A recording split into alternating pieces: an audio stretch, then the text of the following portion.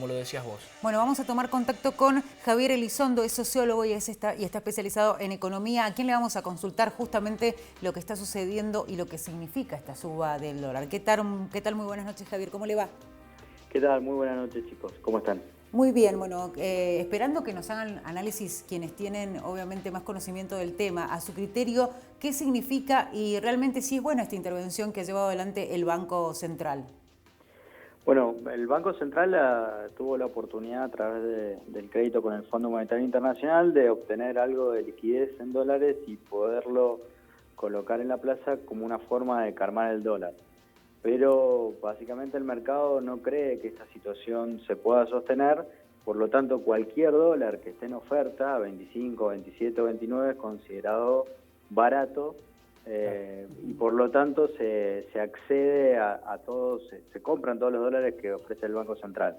De hecho había marcado una estrategia de vender hasta 100 millones de dólares por día, sí, y hoy lo tuvo que cambiar a más de 150, 300 millones de dólares como una forma de contenerlo. ¿Por qué? Básicamente porque no hay oferta de dólares. Quienes tienen dólares no se desprenden de ellos en el mercado pensando que la devaluación va a ser aún mayor y es prácticamente la apuesta que se está haciendo respecto a la cotización del tipo de cambio. Por lo tanto, no ha sido lo suficientemente atractiva la oferta del Banco Central y por eso es que todavía sigue habiendo volatilidad.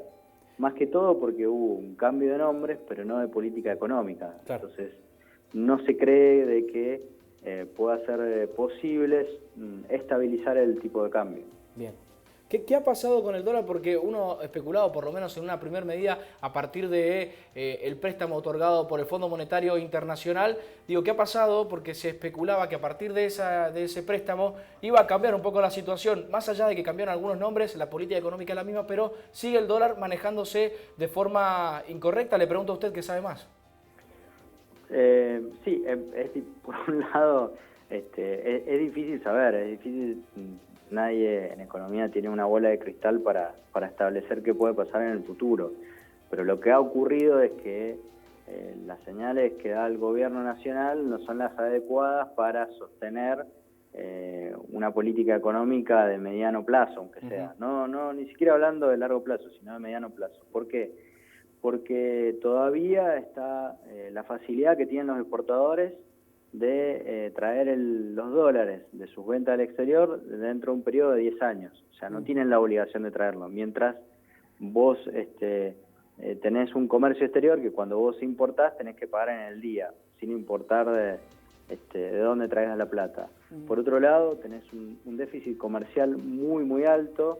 El de mes de mayo fue de casi 1.300 millones de dólares, el más alto de la historia de la Argentina para un mes, como fue el de mayo, y tenés salida de dólares tanto de fuga a capitales como también por turismo. Entonces, mientras vos no resuelvas cómo vas a equilibrar la oferta y la demanda de dólares, cualquier dólar que ofrezca el en este caso el Banco Central, es considerado barato porque claro, se supone que hacia futuro vas a tener más problemas todavía. Entonces, en la medida que esas tres variables no se modifiquen, se va a hacer mucho más difícil. Y aún también teniendo en cuenta de que la apertura indiscriminada que hubo de importaciones afecta al mercado interno, afecta a la producción, sobre todo de bienes y servicios, y eso hace también de que el mercado esté pensando en una posible recesión. De hecho, el mismo ministro Dante Sica, el nuevo ministro de Producción, anticipó a empresarios pymes el día de ayer de que el segundo semestre va a ser muy duro. Javier, pensando un poco en el dato que daba usted recién de que, por ejemplo, aquellos que son tenedores de dólares de la moneda extranjera no se desprenden y eso obviamente hace que haya menos dólares en el mercado, que se vuelquen menos dólares en el mercado, y ante esto de que es muy constante esto de la demanda de dólares, porque a pesar de la suba la gente quiere seguir comprando, ¿hay una situación especulativa de muchos? Es la misma que ha existido en gobiernos anteriores, que ha existido en la dictadura, no es una situación distinta. Lo que es distinto es que hubo un equipo económico que pensó que por el solo hecho de que ellos estuvieran a cargo de la economía, esta situación iba a ser diferente. Cuando alguien tiene que proteger un bien, una propiedad, actúa de la misma manera independientemente de quién esté a cargo, quién esté a cargo de la política económica. Entonces, esa percepción o esa mala interpretación de la realidad ha llevado a que, a pesar de que son hombres que pertenecen al mundo financiero y sobre todo al mundo bancario, algo que debería haber generado algún grado de confianza, en la medida que la macroeconomía no sea modificada, esa situación no varía. Puede estar alguien muy cercano o familiar incluso de algún funcionario que antes de su relación personal lo que va a cuidar es su propiedad.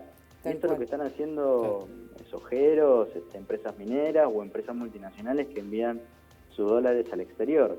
Están protegiendo su propiedad y en ese sentido el gobierno nacional lamentablemente no ha demostrado una política sólida, sobre todo en términos del frente externo y mucho menos respecto al déficit fiscal.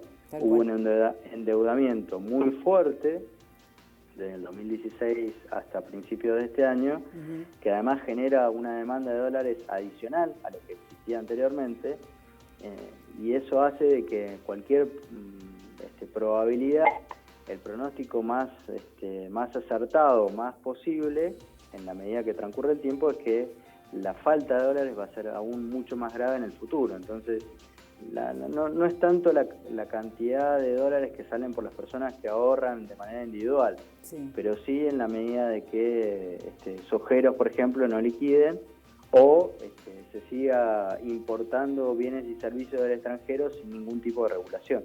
Javier, muchísimas gracias por esta comunicación. Seguramente vamos a tener más contactos con usted debido a esto que vive la economía de nuestro país y seguramente vamos a seguir compartiendo más información sobre eso. Muchísimas gracias. Muchas gracias a ustedes y cuando ustedes necesiten no habrá problema. Javier Elizondo con nosotros hablándonos de la situación económica de la suba del dólar de hoy, sociólogo especializado en economía aquí con nosotros en Señal. Vamos.